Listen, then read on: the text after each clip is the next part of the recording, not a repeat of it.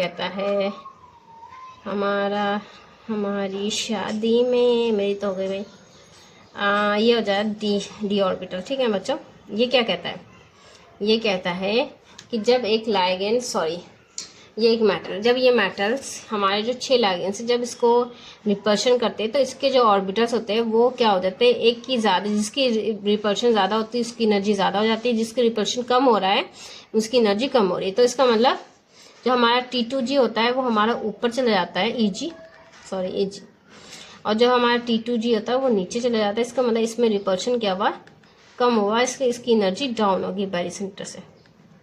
बैरी centre, काश हमारी life में भी एक बैरी सेंटर होता जिससे हमें ये पता चलती कि हमारी एनर्जी डाउन कब होती है, अप कब होती है। ठीक है, ओके बच्चों, तो देखो जब ये जो हमारा डी ऑर्बिटल, जब इस पे लाइगेंड्स ऐसे रिपल्शन देते हैं तो हमारे दो और डिफरेंस हो जाते हैं। Eg अलग हो जाता है, T2G अलग हो जाता है। Eg वो होता है जो अलोंग द एक्सिस होता है, लाइक अलोंग द एक्सिस हमारा ये वाला, ठीक है, अलोंग द एक्सिस हमारा ये वाला, ठीक है, ओके। ये हमारे 2 ऑर्बिटल, ये होता है dx² माइनस y², ये होता है dz²। ठीक है बच्चों, ठीक है, ओके। तो जो अलोंग द एक्सिस होता है उसमें रिपल्शन ज़्यादा होता है क्योंकि अलोंग है इसलिए, तो इसकी एनर्जी क्या होगी, हाई एनर्जी है, हाई एनर्जी है।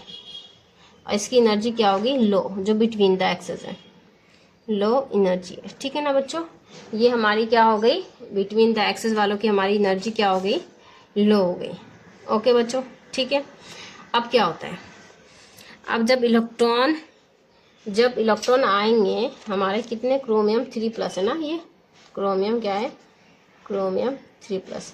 ठीक है, तो क्रोमियम 3+ में क्या होता है, देखो 4s2 3d4 होता है। ठीक है ना, 3 इलेक्ट्रॉन निकाले तो सबसे s का निकल गया, इसका 1 निकला, यहाँ 3 हो गया। ठीक है, 3 इलेक्ट्रॉन है, 3 इलेक्ट्रॉन कैसे फिलअप होंगे, 1 2 3। अब बच्चों जो भी पहले जाएगा वो लो एनर्जी में इलेक्ट्रॉन फिलिंग ज़्यादा होगी क्योंकि हर कोई अपनी स्टेबिलिटी, एनर्जी कम करना चाहता है, स्टेबिलिटी बढ़ाना चाहता है। अगर ये यहाँ जाता है तो इसकी एनर्जी ज़्यादा थी, यहाँ उसको रिपल्शन ज़्यादा फेस करना पड़ता, लाइगेंड्स आके मार के थुथरा के चले जाते हैं, समझे, लात गुस्से सबसे मारते हैं।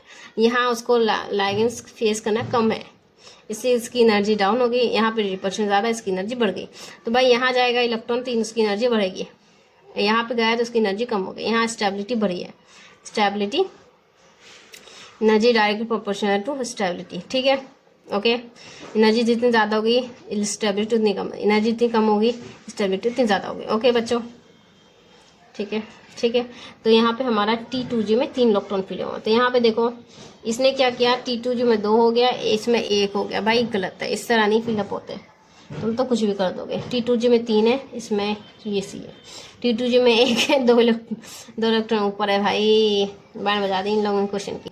T2G में 0, Eg में 3 इलेक्ट्रॉन। वाह, मतलब इनर जो तुम्हारा जो एनर्जी कम है उस ऑर्बिट में तुमने फिलअप ही नहीं किया इलेक्ट्रॉन और हाई एनर्जी में चली गई। वाह, ये रियल लाइफ में होता है ना, जैसे एक दिन में जो अमीर बनता है वो क्या होता है, अगले दिन फिर गरीब हो जाता है क्योंकि एकदम से एनर्जी तुमने दे दी ना, प्रोवाइड, पैसा दिया, एनर्जी दिया। अब जिसको एनर्जी हैंडल करने की आदत नहीं है वो पैसा कैसे हैंडल करेगा, अगले 5 दिन या 1 महीने में फिर से क्या हो जाता है, वो गरीब हो जाता है, एनर्जी उसकी फिर से डाउन हो जाती है। ठीक है बच्चों, ओके।